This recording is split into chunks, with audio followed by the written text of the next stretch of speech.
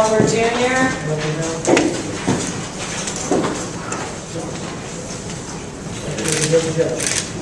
Mr. Conover is before the court. I complained in 11 CR 4216 regarding motor vehicle homicide under the influence of alcohol and under the influence of alcohol and second offense during a 720 in the county of Chelmsford.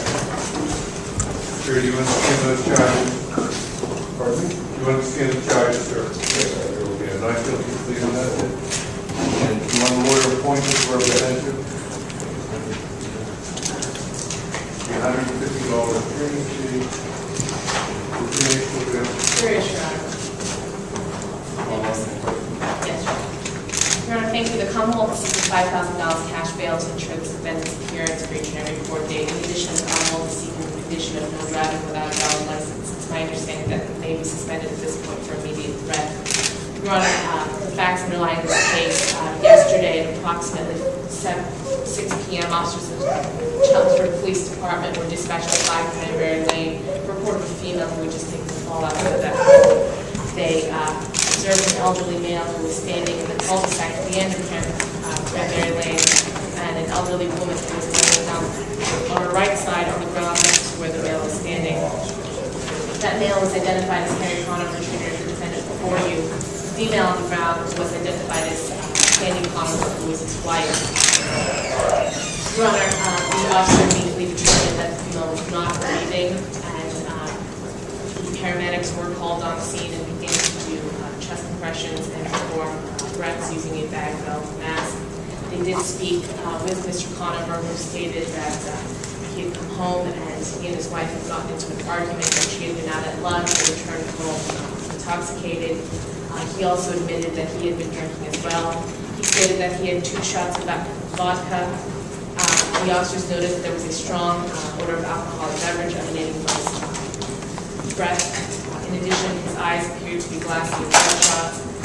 He stated that they had gotten into an argument over various marital issues, and that he was going to leave the home and take a ride to the law.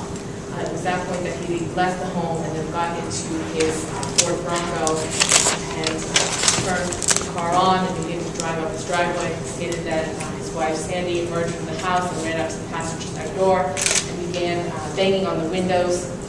He stated that he continued to back out of the driveway or leave the driveways as she was banging on the windows, and then got to the top of his driveway and the cul-de-sac, looked in his rearview mirror and saw that she was in the middle of the cul-de-sac and she was lying on the ground.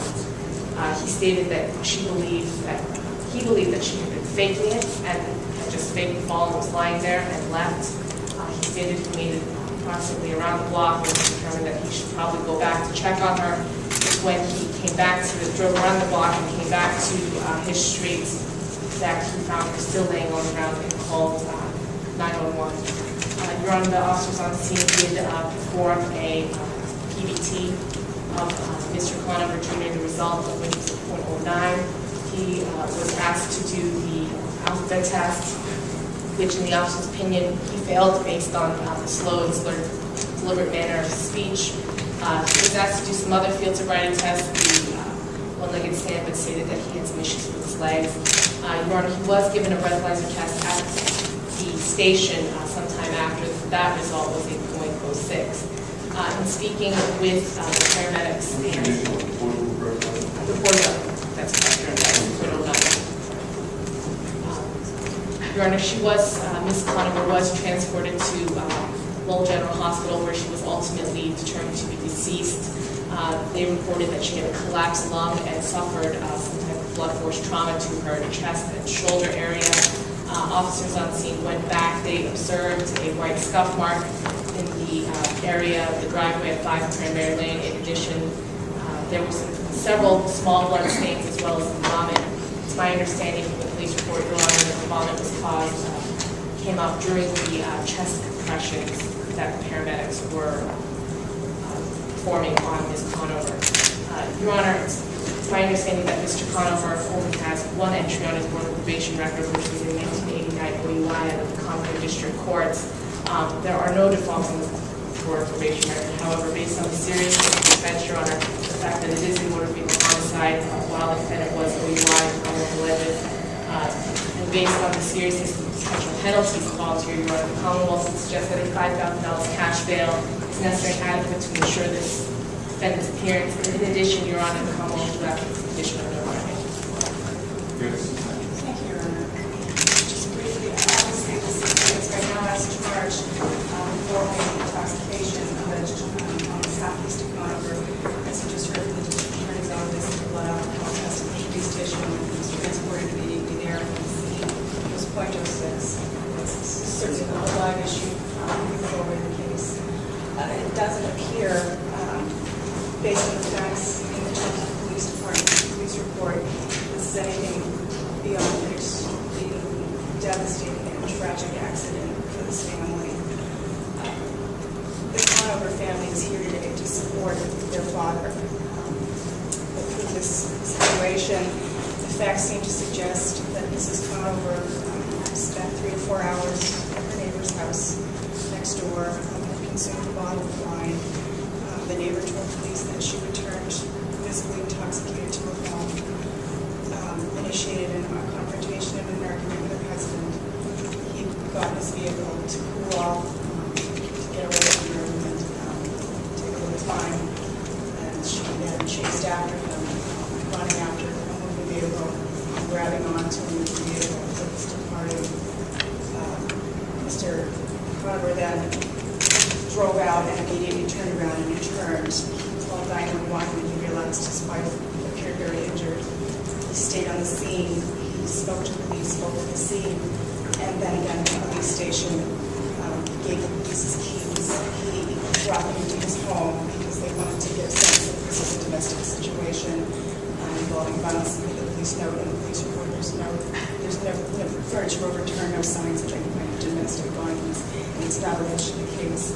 I had an opportunity to speak to Mr. Conover and Mrs. Conover's 11 children and their spouses, and they characterized their parents' relationship. They've been married for 53 years. 53. And they said that their parents would argue that it was absolutely never physical. And it was a marriage that endured those 53 years with 3 children and a grandson. He has a 2-year-old grandson. He's the antithesis of the fighters. He's one person with certainly a condition that he should not drive or not consume alcohol would be appropriate. Mr. Conover understands that, absolutely agrees with that. He doesn't even have a passport.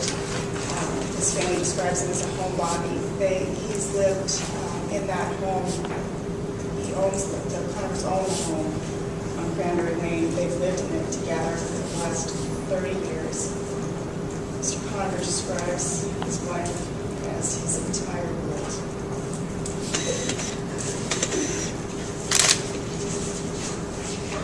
He's retired.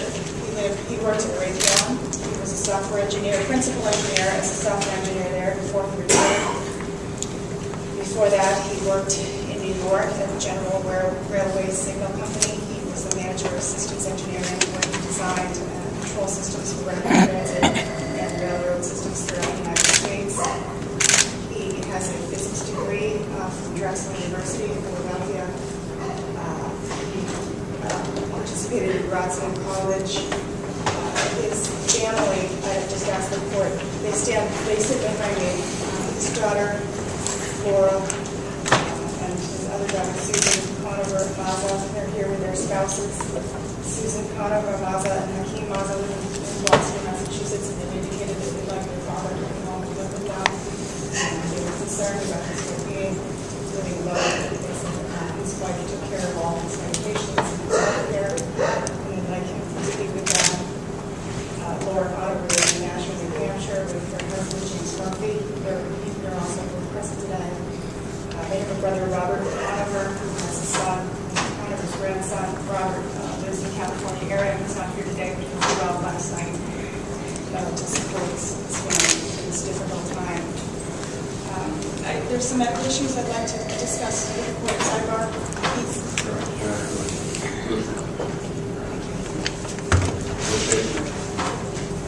Sure, and living conditions.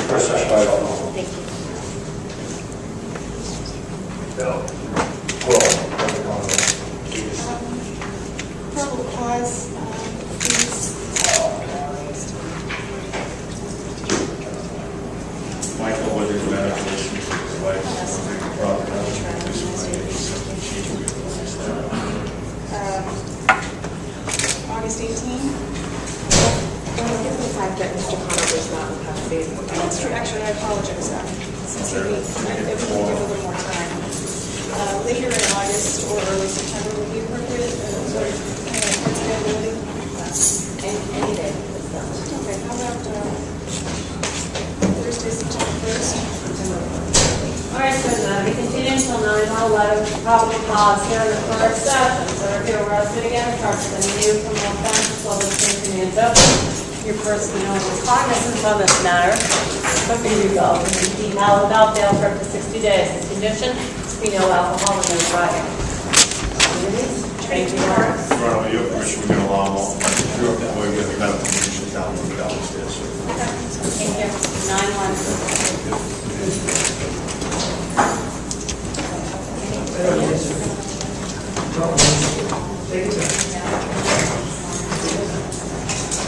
All right, this is all.